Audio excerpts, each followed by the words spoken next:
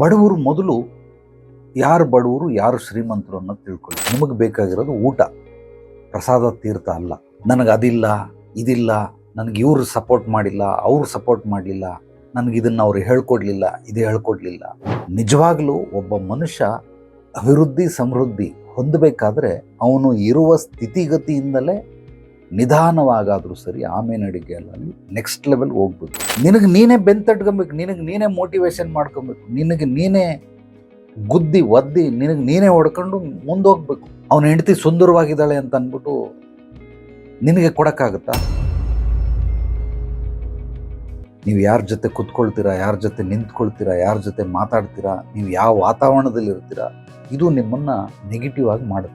ಶ್ರೀಮಂತರು ನಿಧಾನವಾಗಾದರೂ ಮೆಟ್ಲು ಹತ್ಕೊಂಡು ಹೋಗ್ತಾರೆ, ಬೆಟ್ಟ ಹತ್ತುತ್ತಾರೆ. ಇವರು ಶ್ರೀಮಂತರು. ಬಡವರು ಯಾರು ಅಂತಂದರೆ ಜಾರಬಂಡಿ, ಸರ್ರ ಅಂತ ಇಳಿದ್ಬಿಡ್ತಾರೆ. ನಾನು ಸೈಕಾಲಜಿ ಓದಿರೋದ್ರಿಂದ ನನಗೆ ಈ ಸೀಕ್ರೆಟ್ ಅನ್ನೋ ಪುಸ್ತಕನ ಸುಮಾರು ಜನಕ್ಕೆ, ಸಾವಿರಾರು ಜನಕ್ಕೆ ಹೇಳ್ಬಿಟ್ಟಿದ್ದೀನಿ. ಇದನ್ನು ಓದಿ ಯಾರ್ಯಾರು ಬಡವರಾಗ ಹಾಗೇ ಉಳ್ಕೊಂಬಿಟ್ಟಿದ್ದೀರಾ, ನೀವು 6ಕ್ಕೆ ಏರ್ತಾ ಇಲ್ಲ, 3ಕ್ಕೆ ಇಳಿತಾ ಇಲ್ಲ, ಇವರೆಲ್ಲರಿಗೂ ಕೂಡ ಮಾರ್ಗದರ್ಶನದ ಕೊರತೆ. ಮಾರ್ಗದರ್ಶನ ಅನ್ನೋದು ಇಲ್ಲವೇ ಇಲ್ಲ ಮನುಷ್ಯನಿಗೆ.